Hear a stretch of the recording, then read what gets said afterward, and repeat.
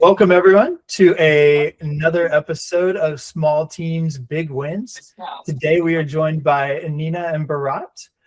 They are the operators of Hope and Glory Tea, and I'm joined by my colleagues Ben and Darien from the Naptic side. I'm your host Jordan, and Nina, Bharat, guys, thank you so much for joining and welcome to the show. Thank you for inviting us. We're so pleased for everyone to hear our story. Yes, no, I know. And we were, whenever we first found you guys on LinkedIn, and we're kind of doing some initial outreach and seeing if you would be willing to take the time to hop on the podcast, we were just blown away by the story and wanting to learn more. And then we sat and were able to have a conversation ahead of this too, and it just got deeper. And we were kind of talking about this a little bit. For us, we're kind of starting to hit some momentum as a business, and we were talking about just that feeling of almost like kind of like weightlessness, whenever you get going and you're like, oh yeah, like this is so like, everything's kind of working, and it totally did not for a while, right? And it just takes a lot of I tell the guys all the time, right? It's like we just got to keep doing a lot of little things over a long period of time, right? And just kind of stick with it and all that kind of stuff. But yeah, so like whenever what we're trying to do is like we're trying to take technology and use it for human-centric impact, right? Whenever I think of products or anything, tea is the most human-centric thing I could possibly think of, right? Goes back for thousands and thousands of years. And so, yeah, we are super excited to have this conversation with you guys. And so I kind of wanted to open it up, and if you don't mind just kind of telling us a little bit about yourself, and most importantly, forget about kind of Hope and Glory Tea right now, but just what does tea kind of mean to you guys, and how has that kind of been involved throughout your life? Good to let Barrett start, and you'll quickly learn that he's the mouth and I'm the brains. So he does a lot of the talking, but I'm the one that really does the hard work. So I'll let him start, and then I'll carry on. That's perfect. That's great. And can you all hear me okay? So look, it's interesting that you asked a question about what does tea mean to us. I think you could probably wrap that answer up in a number of different ways, right? You can look at it from the brand and the business point of view, and in that context, there's a lot of happiness, a lot of fascination that we've created something so special. But I think at the very beginning, at the heart of it all is, look, we're a British Indian couple and a British Indian family, and everything we do as a family is all centered around food and drink, right? Probably like most households. And for us, in a world where technology is kind of becoming a runaway train in many ways, like to your point, Jordan, it's, you're using technology to bring peoples and stories together. But tea is one of those things that is one of the most human things that I can think of. And for us, it was central to our lives. Every day you'd have a cup of tea with the family. If you've been to Indian family households that have a big vat of tea brewing away on the hob, it'll be there all day, and people will be taking cups of tea from that all day. And and as new guests come or new people come into your daily routine, you'd be offering them cups of tea all day and offering them lots of kind of Indian tea as part of the kind of the social kind of get together and impact. So I think for us, it definitely has that origin. In the brand journey, I think probably Nina will share with you it has meanings of pain and meanings of worry and meanings of stress and meanings of, I suppose, a lot of deep reflection where things have not always been easy, and you look at tea and you have a relationship where you love tea, but you then hate tea, and you love tea and you hate tea, and it's not because the product is what you fall out of love with or what you've created. It's just that you don't want to go through the pain and suffering you're having to go through as founders and entrepreneurs trying to create a brand like we are doing. So I think it answers your question in some way, Jordan, that we are, tea will always be part of our origin. Our parents. It's a friend. So, if you're having a bad day, it's let's have a cup of tea. If you're having a good day, it's let's have a cup of tea. If you want, a nice treat like an afternoon tea, it's let's have a cup of tea. And it's very rare in our circle of friends and family that anyone would ever say, let's have a coffee. It's not the same as having a tea. It's, almost like bringing a friend in, and the tea will make everything okay. And that's the way we've always seen tea. Amazing. Yeah, I lived in New Zealand for a couple years, and that was my real kind of first big experience living abroad. And I remember when she was like I was living for someone from the UK. Shout out Lisa.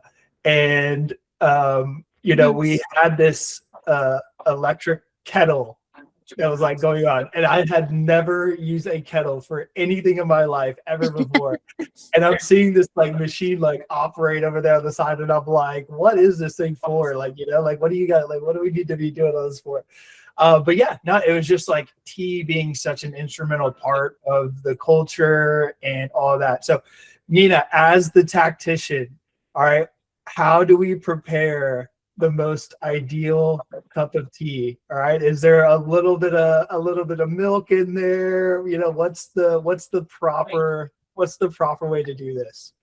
Okay, so I would probably say Barrett, being the tea master, he's probably going to answer that a lot better than me. However, I would say it depends on your tea. So if you have a black tea, it would be brewed very different from a green tea to a white tea. So it depends what tea that you're drinking and you're preparing. And I would also say that you never put milk first, but that's personal preference. But I would say that Barrett probably is better at answering that. He'd probably have a go at me after, because he'd say, I'm the tea master, so why did you answer that question? So I will let him answer that. So I think, so we have a tea training academy, Jordan, in our brand, and that's all about supporting our clients and partners to understand how special tea can be and really become something quite interesting within their business, within their operations, etc. And one of the things that we talk about in the academy is the 7 steps of the perfect brew, right? So when you think, wow, you know what? All I need is hot water, a tea, and maybe a cup and a saucer, and that's the end of it. Actually, tea and wine are like brother and sister. And so if you and most people, when they look at wine, they understand the terroir, they think about the grape, they think about the origin of the whites and the reds and the rosés, and actually how do we get the reds from the skin, kind of, the coloration comes from the skin. Tea, very similar. It's a fermented leaf, Camellia sinensis leaf, and the 7 steps which we have are centered around making sure you get the science right. Yeah. We talk about 2 things: the science of tea and then the art of tea. So the science in the 7 steps is all about making sure you start off well. The art of tea is where you then say, well, I want milk with mine, or I want to have a biscuit to dunk it in, or I want to have a slice of lemon or something else. So there is a very scientific basis for tea, and that's centered around those 7 steps, and they go something like this. So firstly, the first step is the origin of the leaf. If you want a good tea, make sure your leaf is a good leaf. Second, make sure you know the grade of leaf that you want to have, so the quality of the leaf. So it's the origin and the quality, they go hand in hand. Then you get 3 steps that are all related to water. And if you've got 3 steps related to water, how can water be so important that you've got 3 steps related to it? And it is, right? Because Nina has said you've got, there are 2,500 different types of teas in the world. And actually, teas have different brewing points depending on whether they are saplings, whether they are whites, greens, reds, blacks, and blends, and then silver tips, and so many other kind of iterations that there are out there. And so the 3 steps related to the water are the temperature of the water, the quality of the water, and the brewing time of the water, because each one of those has a different impact. So you want to make sure that the quality of the water is as clean as it can be. So you move away from, if you've ever brewed a cup of tea at home and you water on a leaf and you sit for a little while, you'll see the hard water sitting on the top of the cup, and everybody's thinking, I wanted to really enjoy a lively cup of tea, and now I've got this film of scum that's on the top of it, and that's because it's tap water, very hard, kind of almost destroys the flavor and the finesse of that lovely tea that you're trying to enjoy. And so, and also destroys the visuals. So the quality of the water is really important. So we always say use distilled water. If you don't have distilled, use mineral. If you don't have mineral, then use soft tap water. And in that order, if you can prefer them. The temperature goes from boiling down to 60, 70, 65, 70 degrees, depending on the kind of tea you've got. And the more immature the leaf is, the lower the temperature of the water, so you don't burn the leaf. The more fermented and mature the tea leaf is, then that's going to be a much harder, stronger kind of flavor profile. So you need a stronger boiling point. Gotcha. Same with the brewing time. The brewing time is, well, we can go from 2 minutes because it's such a soft leaf to 5 minutes where it's such a strong, powerful flavor profile. So you know already you've taken science and applied it to the leaf and the water. And then we talk about the vessel, and you think, what, the sixth step of the vessel matters? Yeah, it does, right? If you think about porcelain as an example, porcelain is not a good conductor of heat. So you use it in situations or for teas where you want to keep the temperature of the water high as possible for as long as possible. So black teas, you use porcelain. If you've got something softer like a tisane or a white tea or a green tea, you use glass, because glass is visually so much more impactful, but also it conducts heat really well. So when you put the water in it, it doesn't burn the leaf. So you want something that while it's brewing, it's not burning the leaf at the same time. So there's, and then the seventh step is all about the accompaniments. An Earl Grey, you have it with a slice of lemon. You don't have it typically with milk. The art of tea is saying, actually, I'm Jordan or I'm Darien and Ben. I don't care what Bharat says about an Earl Grey. I want to have mine with milk, and I'll enjoy mine with milk. So that's the art of tea. But there is a science element to it that's centered in those 7 steps. So I hope that helps to kind of give you a bit of a sense of the level of depth of thinking we put behind our tea and the way you brew it.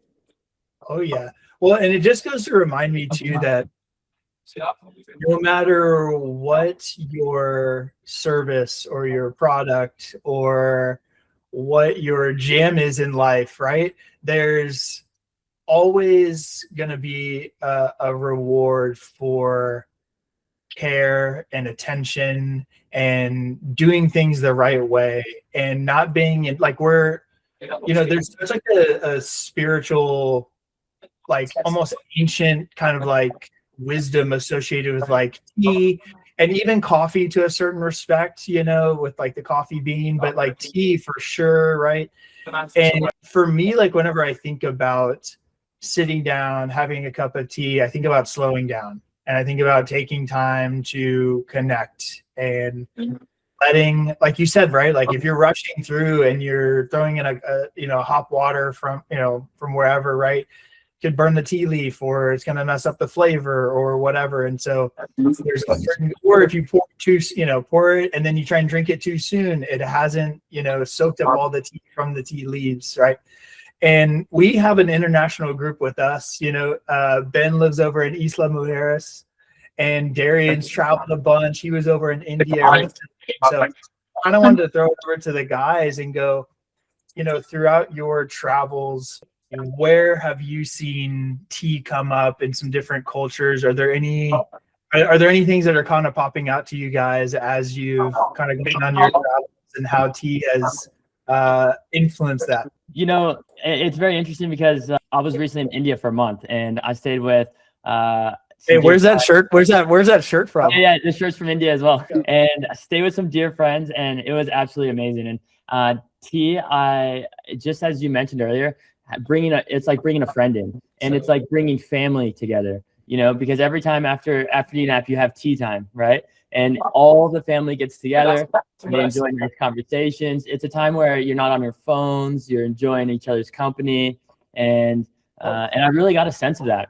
And it was a moment to even connect with the grandmothers and the grandfathers of the family that have these really old traditions, and it brought me closer to them and just respecting the tea time and the conversations, and I really enjoyed that. I enjoyed it a lot more than I thought I would, and I for fun started to get into coffee during COVID, and this definitely kind of swayed my opinions on tea. So I think I'm half and half now. Half coffee lover. We'll switch you over, Darren. Don't worry, we'll move you away. We'll bring you onto the tea side. We have a lot of fun, and it's interesting with Jordan what you say. As you would say, speaking, Darren, it kind of reinforced images of me. Nina and I shared. We've grown up with tea, and mums and dads and our grandparents. Everything every day. There's a cup of tea in it. But even when I was, trendsetter in our teens, with my best friends, my 5 best friends that we used to get together with, even after school, at 16, 17 years of age, we were boring 5 best friends that would get together, sit in their kitchen, have a cup of tea and a biscuit or a cookie, and that would be the daily routine. And even today, our friendship's gone over 35 years now, and we've known each other for that long. We still do the same things when we get together. Everybody's having a cup of tea and a biscuit, still 35. And it is the most human thing that I think in this current world that is, one of the simplistic and simple things that we do, but it's just just connecting people together. And that's why Nina and I love it. I hate it sometimes as well when you're having good and bad days, of course, but we love tea as what it does because it brings humans together, right? So, but I think also, I've said this story so many times, we'd lost the art of making a good cup of tea. So people were going into Starbucks and, coffee houses and happily waiting for 5 minutes, 6 minutes for a latte and, a pretty picture on the top. Tea was always a second thought. It was the tea bag in, 30 seconds, if that, tea bags out, and they put the milk in and they're saying, this tastes like rubbish. You're not giving it the time it needs and the time it should have. And that education had gone, but it's slowly coming back because I think the new generation, they appreciate tea. They're all about health and well-being. So we also wanted to bring that back because I think it's so important to bring back that slowness where you actually do stop and take that time, because coffee's always on the go. Coffee's like on the way to work. I've got to go and get a coffee and then run to work. Or, it's my lunch break. I've got to grab a coffee and then go back to work. Tea's always take your time. Not everything in the world has to be rushed. And, it's interesting too, because you could almost add company as a part of the art of tea, Yeah. There's an intentionality to the slow pace of everything there. Personally for me, tea, I've been a big coffee guy my whole life. I lived in Spain, Mexico. Coffee's big here. But there was one time, so whenever I was 11 years old, we hosted 2 brothers from Taiwan. They were in high school. They came to the States for a couple of weeks to just learn a little bit, travel. And it was just such a cool experience for me. And when they left, they gifted us a tea set with this beautiful brick of green tea. And, I was 11 years old, so caffeine wasn't really my thing yet. But I was like, hey, Mom, can I try this thing that David and Sean left us?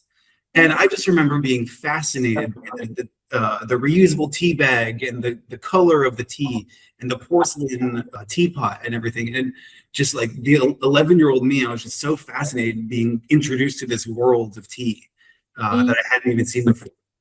And anytime I think of it, I think of the Taiwanese kids that we hosted, their costumes that they wore, all the tradition that goes behind it, and then the gift that they gave us. There was definitely tradition behind that as well. And it wasn't a gift that I get to look at; it's a gift that I get to sit and enjoy with people. Right? There's an intentionality to the slowness there. And it's a beautiful thing, right? In a world of coffee, like you said, Nina, of running into Starbucks really quick and getting your coffee and going, like there's a beautiful process of making a cup of tea and sitting down and enjoying it with people. And it's Ben, I'm gonna. This is why I smile and I get frustrated at the same time. So you mentioned the world of coffee, right? So let me just give you a couple of stats, right? So tea is the second most beverage drunk in the world after water, and globally, in terms of volumes drunk, it outsells coffee by about 5 to 1. So, right. So, but we think we're a coffee drinking world, right? But we're not. Yeah, well, of course we are. There are and coffee's a great drink. If you love coffee, people should be drinking it.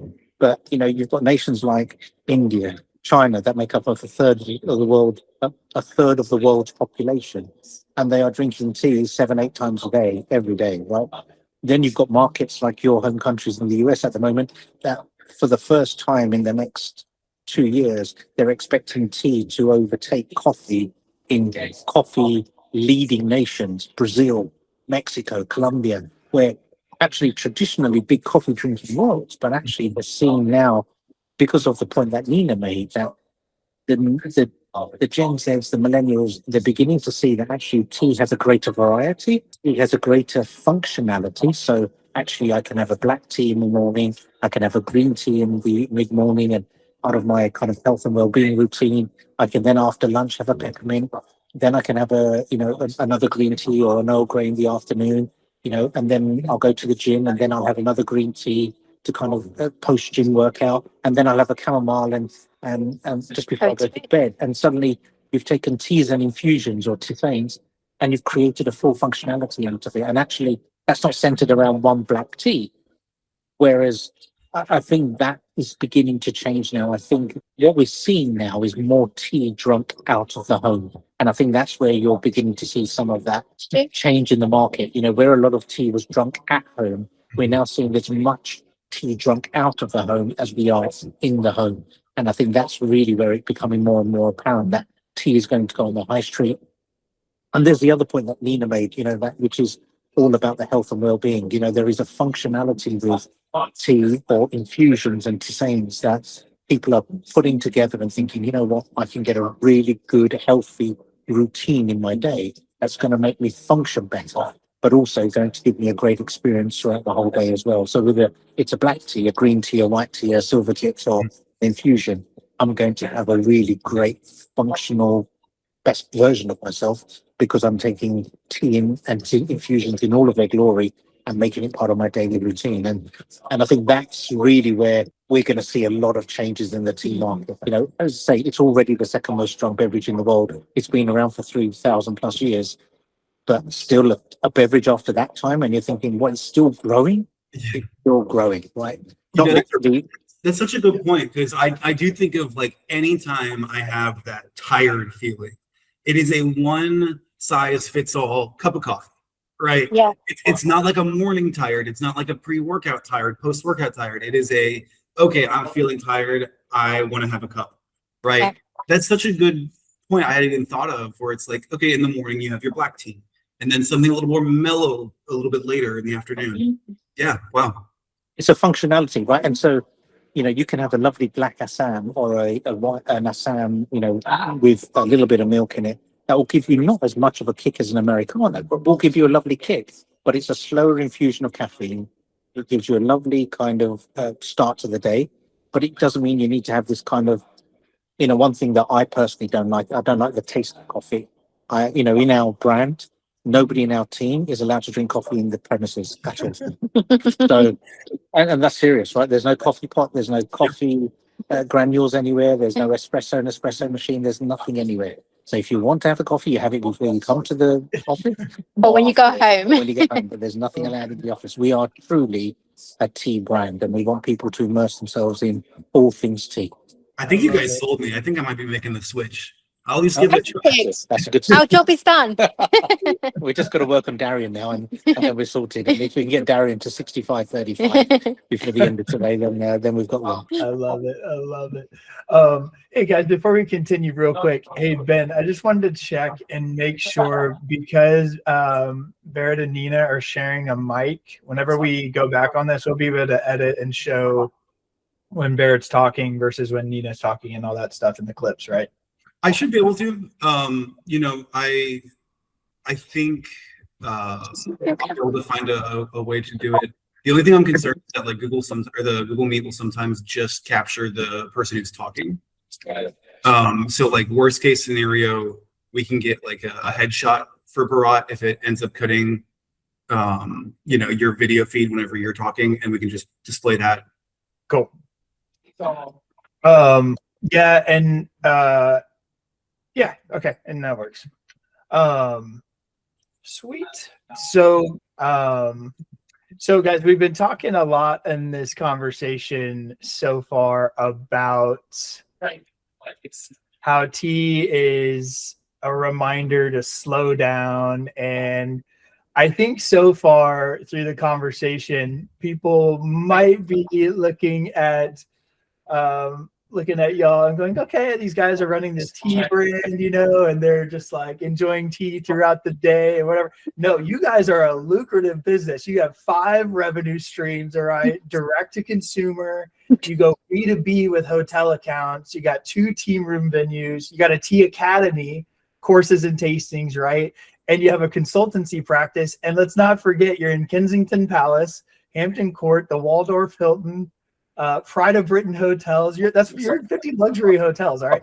So you guys are, I'm sure, moving and shaking throughout the day related to tea. And so yeah, I wonder if you guys can just kind of take us back a little bit to when you were kind of getting started, because your journey is a roller coaster, right? And so For sure.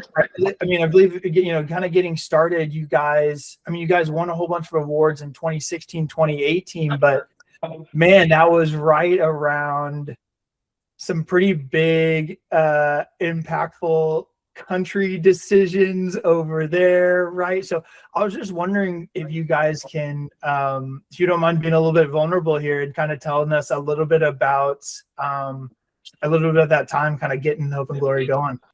I suppose I'll start. And the vulnerability just comes out of just telling you the honest truth, Jordan, in that, you know, when you're starting a brand, you know, as founders, it's all of you, right? And what I mean by that is, you know, we have 3 beautiful children, we have our parents, everybody's been involved in helping us, whether it's financially, whether it's in terms of just helping factory get orders out, you know, but when you're first starting out, the very first thing is, you know, I come from a pharmaceutical science background, Nina comes from an IT science background. We knew nothing about the hospitality industry back in 2016, 17. And we thought, we'll create this brand. And, you know, we started with a blank piece of paper. Hope and Glory wasn't even a name on a sheet of paper. We literally designed it from scratch, literally a blank piece of paper. And, you know, in many ways, we were so fortunate with some of the things that, you know, fell into our lap, but it was brutal, you know, winning new customers, getting people to understand in a very competitive market that Hope and Glory had a voice, and we stood for something when we really didn't have a voice, and, you know, people didn't know what we stood for. It was really hard. And I remember our first customer was a private hospital group in London. Their CEO, a guy called Neil, he said, look, you know, he knew me at the time. He said, look, I love what you guys are doing. We need a great tea. I'm going to give you a chance. And, you know, we got excited by that. But, you know, for 2 years, you know, we were struggling making revenue. I was still working, you know, in many other ways. And, you know, and it's one of those real, I suppose, difficult moments where, you know, you as a husband and wife team, you know, you're arguing, you're thinking, have you made the right choices? We've borrowed a lot of money. We've put a lot of money into this brand because we believed in it and we wanted to create something special, but nobody knows if it's going to work. And then, as you say, Brexit came at the same time as the year we launched. And then we started to win our first contracts in 2018-19. And then pandemic hit, and that hit us for two plus years. And then it's taken the last 3 years to recover from that. And that takes a lot of not just financial perseverance, but it tests your relationship, it tests your love, it tests your mettle. You look at things and think, well, okay, have we done the right thing? Haven't we done the right thing? We've got 3 young children, we've got a mortgage to pay. Luckily Nina's the CEO and leads the company and the brand with all her stuff. We've been in some real dark places, really dark places, and you are, because you've put everything of yourself into it. And I've shed many a tear, and I think we've had many an argument, not because you don't love each other, or not because you don't want to succeed, but because the stress gets to you. And and when you've put so much of yourself on the line, and it is literally every pound, penny, shilling, and pence, and everybody's, you know, you've got 3 children banking on your success, and you know you've got so many other things banking on it. It makes you vulnerable. But I will say this: that vulnerability, that almost desperation, pushed us in a will to win. That we almost bent every rule we could possibly have to make sure that we did win, and we do. And anybody who starts a brand, and I mean a brand, not a business, but right, anybody who starts a brand, you're going to need to push yourselves into the darkest places of your mind to see if you really want it. You're going to really need to push boundaries and push people. You're going to need to find people that are quite altruistic and want to join you on your journey, and you're going to need to bend rules, right? And it's not because you want to bend rules, but you're going to have to bend the rules, and your some of your partners typically may say, look, you can pay us in 30 days, but you may need to ask some of them, can I pay you in 100 days? Because we're still getting ourselves into a good place. So, it's one of those things that I can say, hand on my heart, has been a really tough journey, but we've done it together, and we're proud of where we're getting to. We're not there yet, and I don't think we'll ever get there. And creating a brand is a never-ending iterative journey. But to your point, Jordan, it's been a brutal period. A few highs, lots of highs, but many, many lows in that journey as well. Small team, multiple revenue streams, and 2 people running all of it. If that sounds familiar, if operational overhead is the thing between you and your next growth stage, that's what AITP was built for. We're not an automation vendor, we're a managed agentic services partner, finding your biggest operational bottleneck and then solving that with custom AI, ROI first. If you're interested, book a discovery call. No, I think also when we started initially, when my husband had this fantastic idea of starting our own brand, and we just had our youngest son, so my brain was in like baby mode. So he would say, he came home one day and said, we're going to start this brand, and in my stupidity I said, yeah, let's, thinking nothing of it. And then he comes in and he's like, do you know what, I've taken redundancy and we're going to start this brand. And I'm thinking, are you mad? And he's like, no, it's going to be amazing. So we go on this journey. And when we started Hope and Glory from the blank piece of paper, we honestly thought, this is how naive we were, that everyone's going to want to buy it.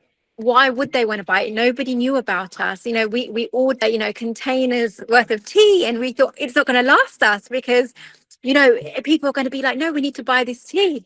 And in hindsight, I look back and I think, well, I wouldn't buy it, from a brand I didn't know about, but we were so naive. But, we worked and worked and worked. And if anything, it has taught us to be strong, and you never give up.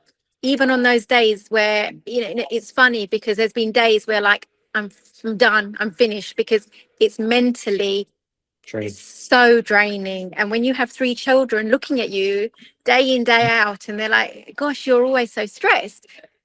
I said, I'm done.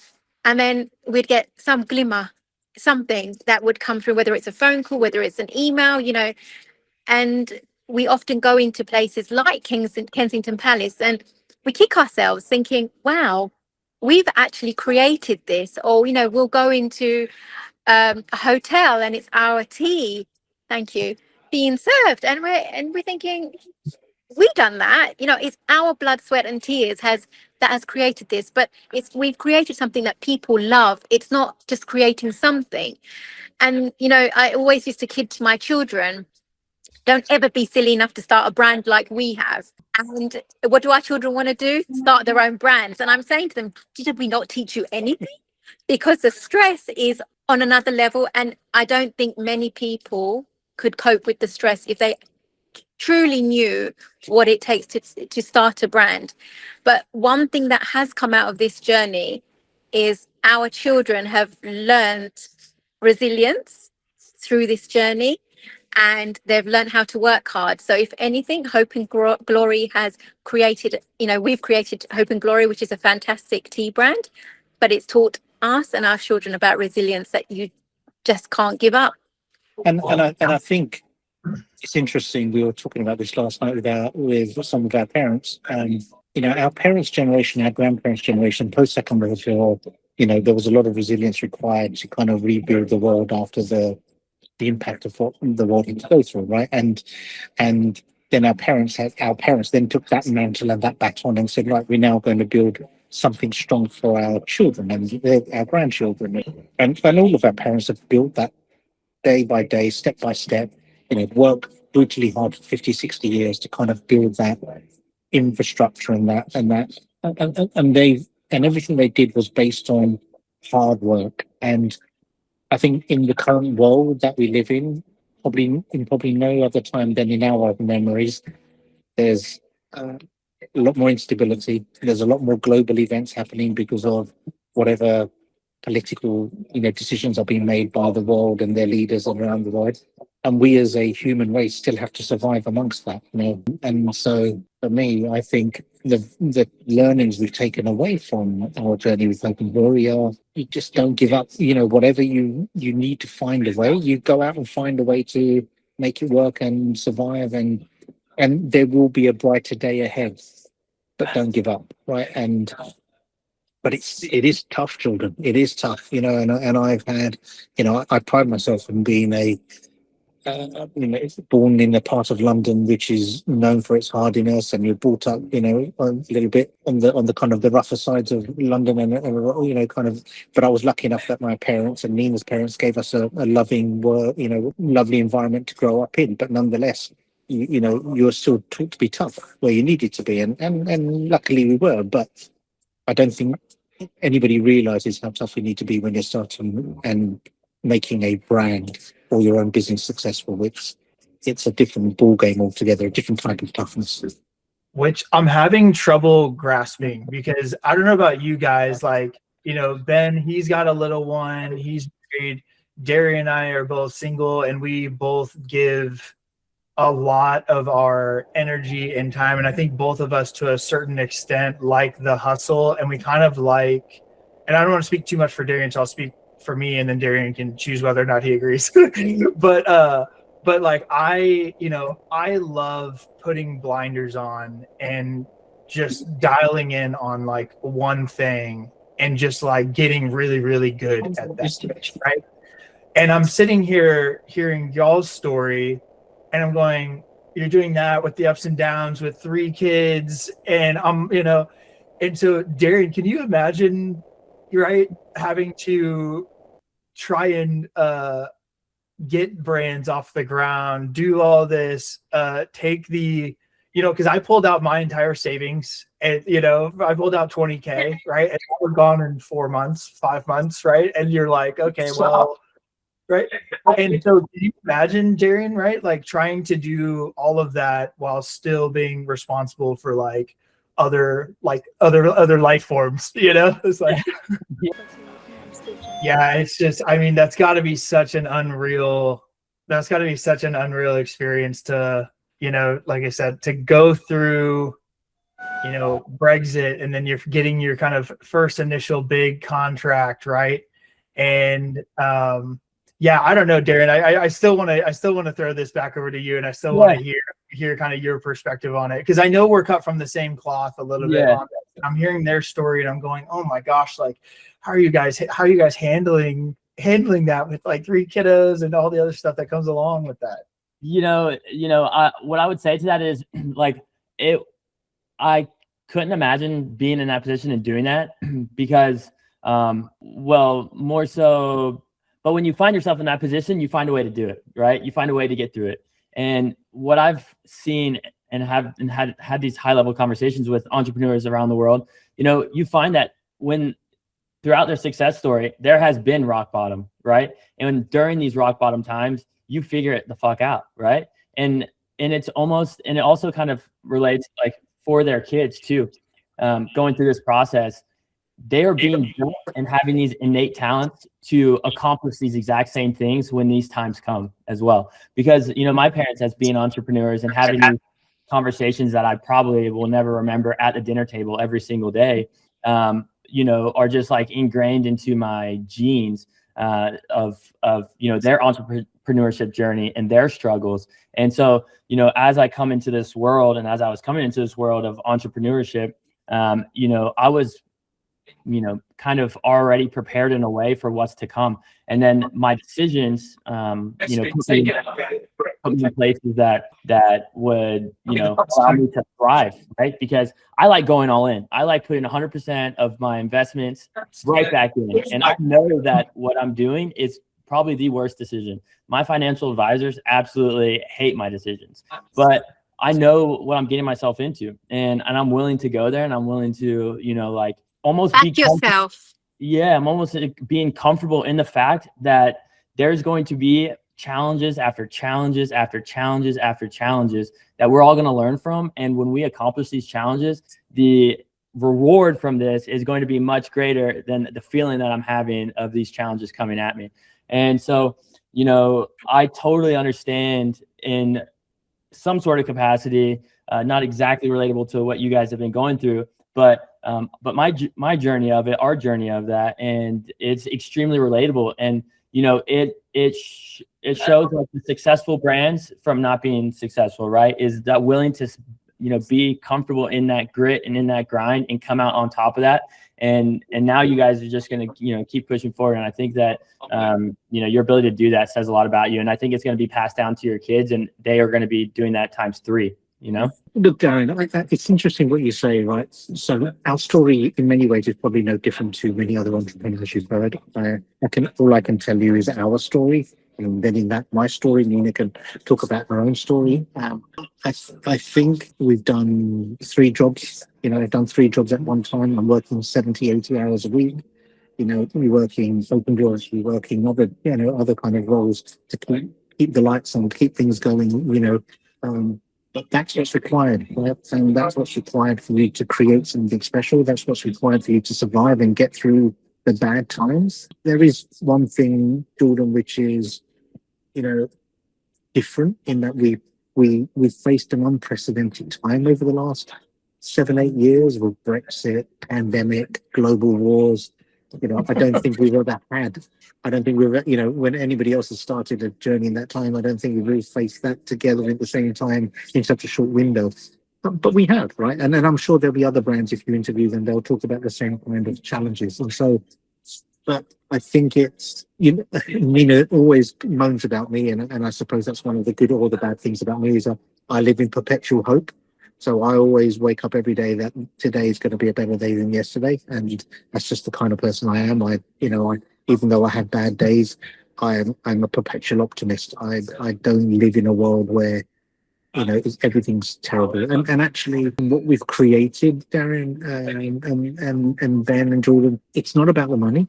You know, and that may sound, you know, really weird. We don't have the kind of money or the financials that, you know, other big billionaires and entrepreneurs maybe do. But what I do have is, you know, we've created an amazing family network around us. We've created a network of amazing people, you know, just some lovely people we've met along the way that have just said, you know what, Bharat and Nina, what you're doing is great and amazing, and we really want to see you succeed, and we want to see you do well. Not just our families who are obliged to say that because they are our families, but because there are people that have no affiliation to us other than just meeting Bharat and Nina and saying, you know what, we want to see you succeed. And I think for me, that is just, you know, we've met people along the way that have just said, you know what, we're going to help you. Don't worry, we've got your back. They don't know us from Adam. You know, they don't know who we are. We've only met them a couple of times. And they've literally put their commitment on the table and said, you know what, we're going to help you. We're going to show you what we can, you know, that we really want to back you. And so, you know, I'll be here forever if I was trying to name all the people that have helped us, that didn't need to help us, but have helped us. But I think that for me is, you know, a testament. You know, one of our investors is a guy called Chris, and without giving away personal details, but he's one of the loveliest people you ever meet. And he's just said, you know what, I've got your back, guys. Don't worry. You know, I'm going to support you along the whole journey. I just want to see where this journey goes. And if it turns into something special, you know, I'm with it. But I really buy into what we're doing with Hope and Glory. And, you know, he'll come round and have a cup of tea with us, and he'll enjoy, you know, and he'll enjoy what his money has enabled us to create. But he really, you know, he's looking for hopefully financial success like we all are, but he really is just backing us. So he doesn't need to back us. He's backed us once, but he's backed us 3 or 4 times. And so, you know, for me and Nina, those are people that we will stay connected to forever. And and I think for me, that's the success of what we've created is T's enabled us To find the good. to find the good. And I think the one thing that it's interesting what you both say about your young men, family. Ben, you've got a little one. And I often look back on my own life and I say, on this journey, I say, did I start too late? I started, kind of late 30s, early 40s. Actually, was I too late? Should I have done this like Zuckerberg when I was at, university and, created, Facebook or Hope and Glory when I was 18, 19 years of age. And now I'll be sitting on the beach or living a life of luxury. But you can't say that, because all I can say is that today we've created what we've created. At the time we've created it, the idea came.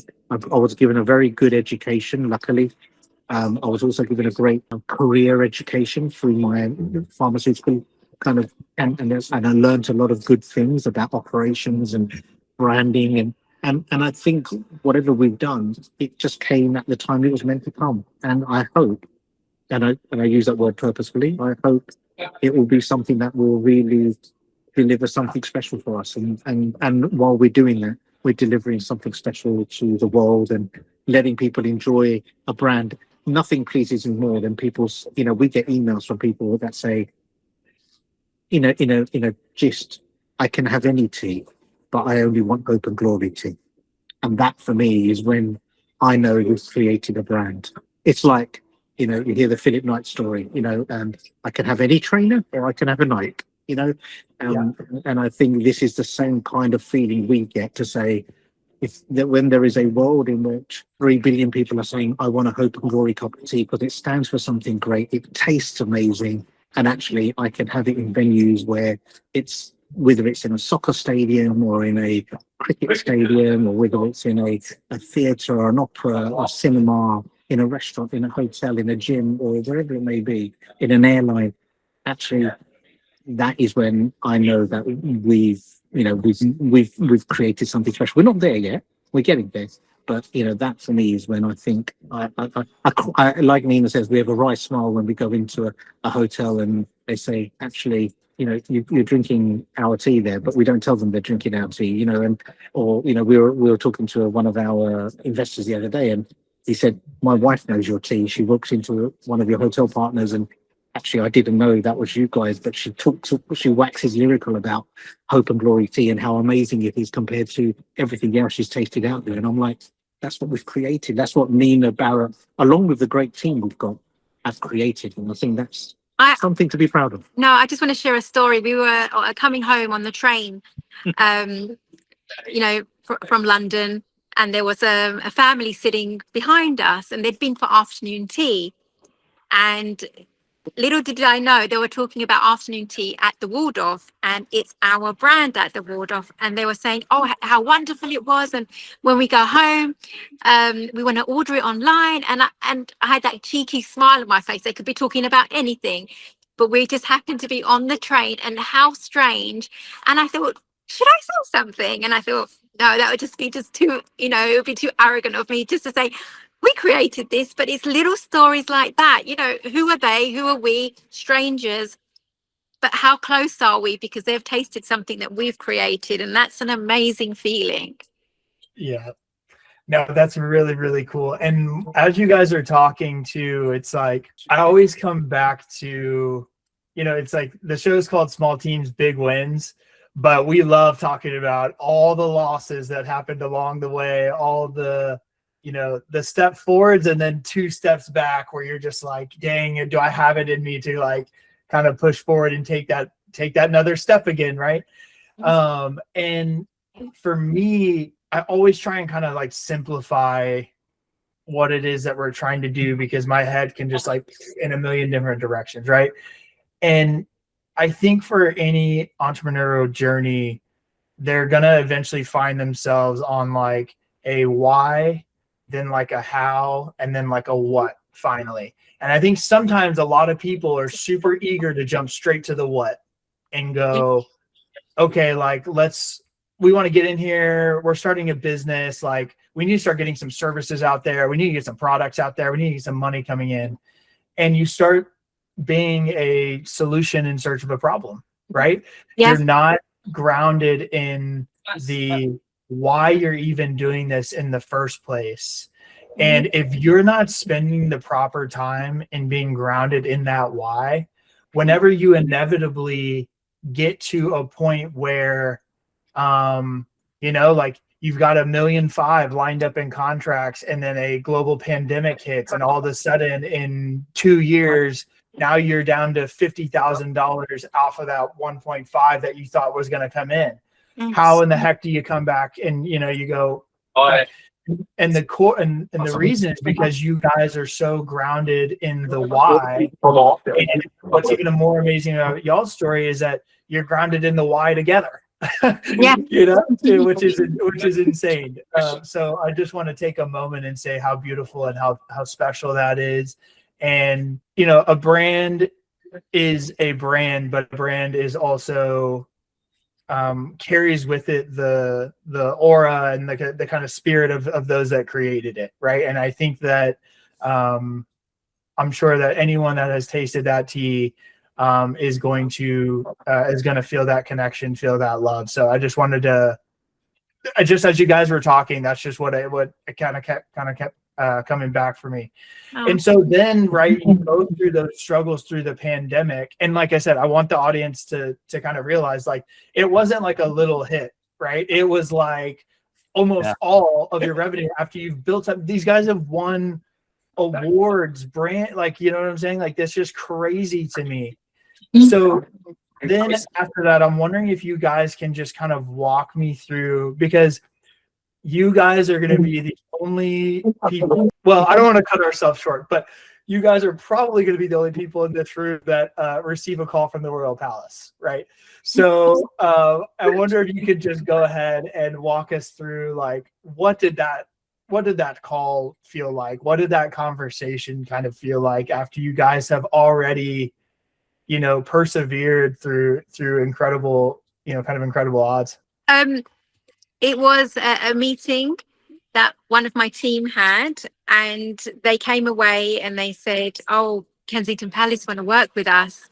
And because of the pandemic and because of all the knocks that we had, Don't believe it. I was just like, no, they don't. No, it probably won't happen. They're probably going to phone us back tomorrow, or we'll probably get an email to say thanks, but no thanks. Because, you know, when you're pushed against the wall so many times, and I didn't believe it for a second, and then it started to happen, and I'm like, oh my gosh, it really is happening, and it's being served at the Royal Palaces. This is amazing. So in essence, I didn't believe it, and still today, Jordan, I still don't believe it. I mean, we were there this morning, and, you know, people are having afternoon tea and they're choosing what tea they're having, and we see our name on the menus and everything, and it's still a pinch me moment today, especially after all the knocks. Had we not had COVID and we'd got the phone call, the email, I would have believed it. But because of that time and how many knocks we'd had, it's unbelievable still today. And it was also easy until that point. Look, I mean, it was hard at that point, but compared to what it's been like since COVID, that was a piece of cake. Yeah. You know, I thought it was hard then. It's nothing. This is, you know, from COVID until we recovered, that was the difficulty. And it's really difficult when you have been through that, because you can't, when it's your own, you can't escape it. Whereas if you work for somebody else or you're working somewhere else, you go home and it's forgotten about. But when it's your own, it's almost like raising your own child. You know, you could never leave it alone. So whether it's, you know, you're always looking at emails, always, you know, if the phone rings, you're going to pick it up. And even today, if somebody phones me at the weekend at 10 o'clock at night, I will answer my phone. And I think it's the journey of COVID has taught me to be humble, I guess. I was always humble, but it's humbled me a little bit more, because within, you know, did any of us know that COVID was going to happen? No, you know, we thought it'd last 6 weeks and we'd all be back to normal. But did we know it's going to last 2 years, 3 years, even 4 years? Because I don't think that we recovered for at least 4 to 5 years. So it's been unbelievable. Unbelievable. Yeah, and look, Yeah, it's unbelievable or believable, Jordan, Ben, Darien. Our story is our story, right? And all we can tell you is the journey we've been on. Some of your readers are going to listen to this and say, Listeners. yeah, this is our journey as well, right? Some of your readers are going to, or your listeners are going to see this and say, actually, wow, I didn't know that's what Bharat and Nina or Hope and Glory have gone through to get here. Some people are going to, take this on board and say, that wasn't our journey. We walked into the royal palaces and it just happened, in the flick of a switch. And you know what? I got all of these contracts and I won billions of dollars and I won hundreds of millions of pounds. And look at my business, it's thriving. And I did it in 2 years. Bharat and Nina must have done something wrong. Fine. That's all I can say to them. Good luck to them. All I can say is we've believed in Hope and Glory and the vision we had from the very outset. We wanted to create a brand that really stood for something. We in a world where people, weren't looking after the planet the way we do. I still can't believe that we go backwards when it comes to sustainability. When we look at, today, just happens today, Jordan, is David Attenborough's 100th birthday. He's probably one of the, synonymous figures with sustainability and our planet. And you're doing this, kind of podcast with us today. Now, today, we haven't taken a man who's 100 years old and in the last 80 years who's championed looking after our planet and all the wonders in it. And we're still fighting over, is sustainability a good thing for our planet? Should we still be using fossil fuels? Should we still be using things that are going to have a negative impact on our carbon footprint? Are we still using materials that are not sustainable and recyclable and biodegradable and compostable? Should we be using things that are going to create wrong things for our children, like social media and the wrong technologies, etc.?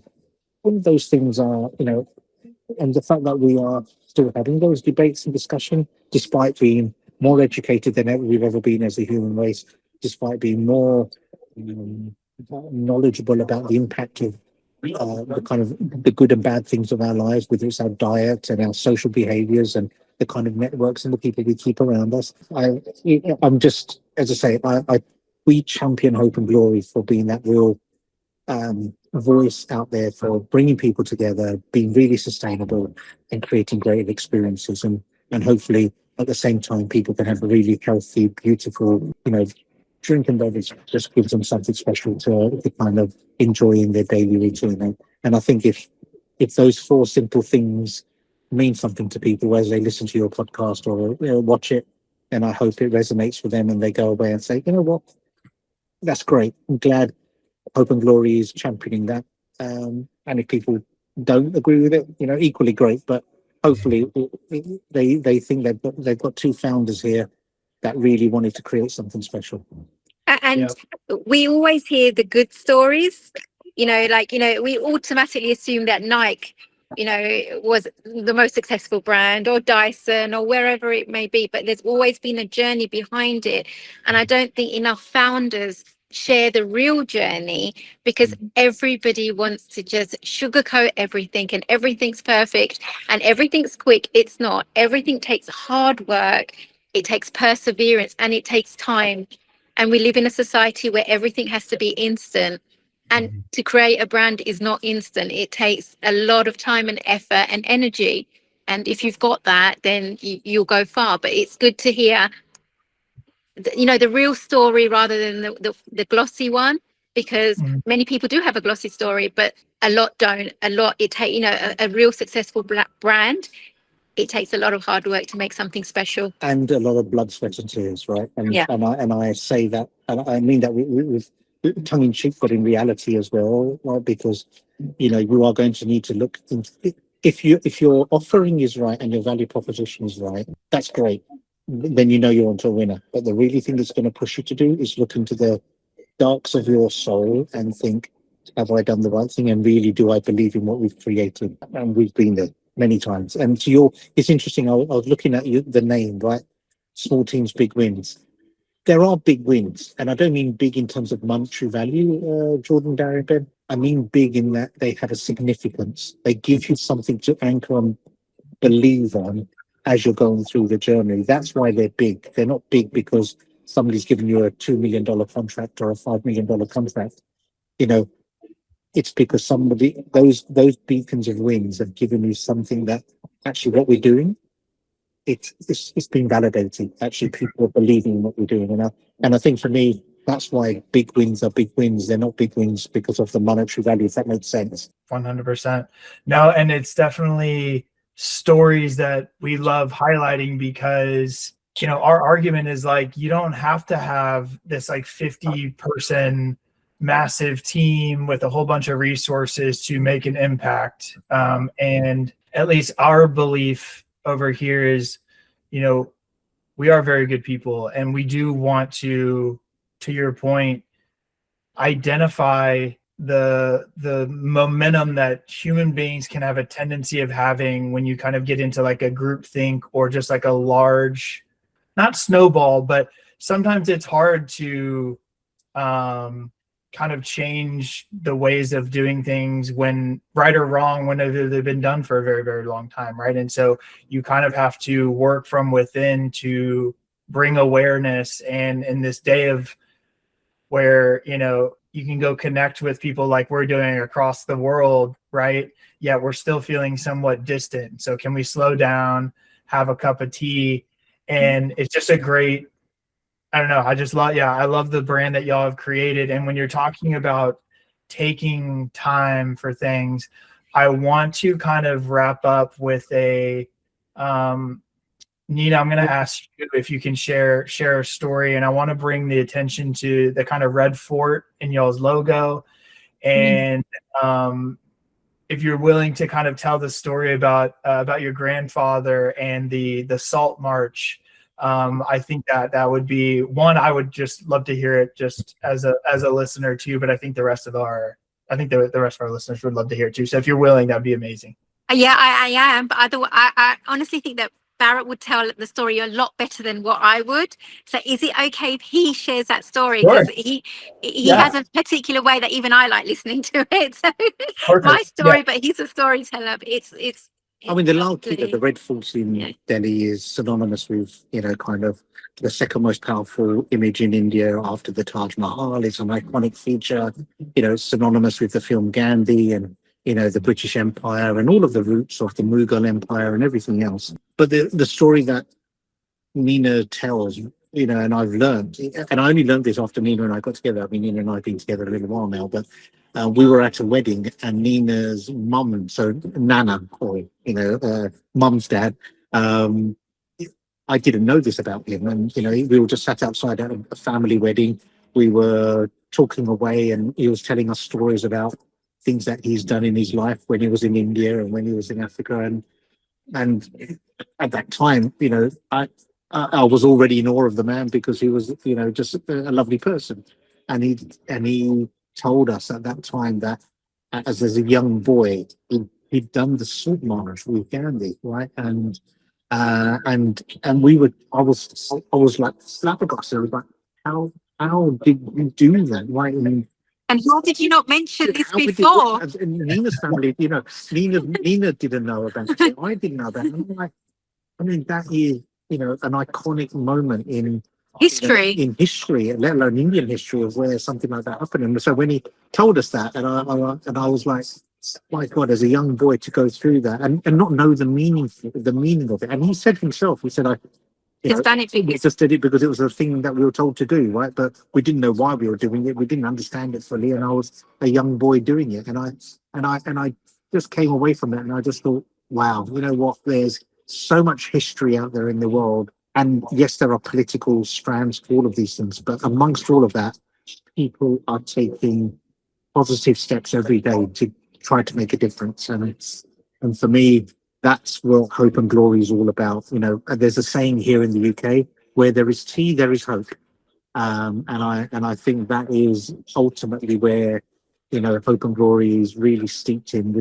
We're trying to shine a beacon on all the positive things that we should be doing, drinking more tea and, you know, doing sustainable things for our planet and bringing people together. But ultimately, tea is, as Nina said at the very beginning, is a friend.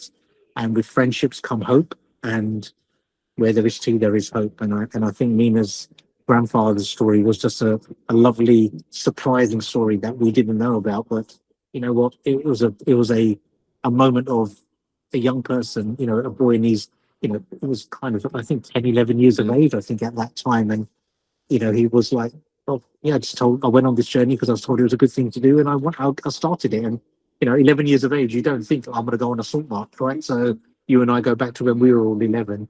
That's not one of the things that you and I will be all thinking about. So, But the way he told the story was like somebody saying, I'm going to the shops to get some bread. It was almost like that. And, you know, he was like, yeah, that's what I did. And we was like, why did you never mention this before? We were so in awe. And I think he was taken aback with how much we were like in awe of it. He had a shock on his face because he was almost like, you know, what's the big deal? It's something that I'd done, you know? So I think that's what made it even more special. I love it. I love it. Well, what that reminds me of is that, you know, some brands are built on speed. Hope and Glory is built on survival, of marriage, and a 3,500-year-old leaf. That's a big win if I've ever heard one right there, guys. So we just want to say thank you again so much for taking your time today to share your story and for us just all to connect. And best believe if we're ever over on that side, I'm going to hit you guys up and we'll come enjoy a cup of tea in person. Okay. 100%. When you come to the UK, we must meet. Yes, absolutely. A cup of tea. And actually, Jordan, Darren, Ben, I think we mentioned it on the first call that we had together. Please send us your address. We'd love to send you some tea. Yes. Just enjoy it with your family and loved ones. And we'd love for you to do that. Please give us your address and let us do that for you. Amazing. Yeah, Ben, let's make sure that we do that for sure. Yeah. For sure. That's beautiful. I really appreciate you guys. And I do want to say one thing also before we leave. You know, I was in London in January and I was staying at the Waldorf and I've had your tea. Oh, wow.